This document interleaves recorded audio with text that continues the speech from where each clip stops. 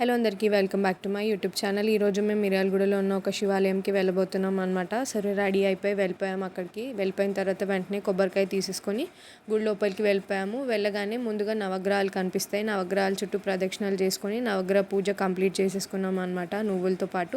ఆ తర్వాత ధ్వజస్తంభం దగ్గర నాగదేవత ఉంటారు. ఆ నాగదేవతకు కూడా పూజ చేసేసుకొని ఇక్కడ కొబ్బరికాయ కొడుతున్నారు మా మమ్మీ.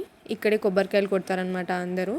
నెక్స్ట్ గుడి లోపలికి వెళ్తుంటే వినాయకుడి దర్శనం ఇస్తాడు. ఆ తర్వాతకి శివయ్య దర్శనం ఉంటుంది. తర్వాత అమ్మవారి దర్శనం. శివయ్యని డైరెక్ట్గా చూపించలేం కాబట్టి దర్శనం అయిపోయిన తర్వాత ప్రసాదం ఇచ్చారు. ఇక్కడ అద్దంలో చూపిస్తున్నాను, హారతి ఇస్తున్నారు, చూసి తరించండి. ఆ తర్వాత ఈ గుడి మాకు చాలా స్పెషల్ అనమాట.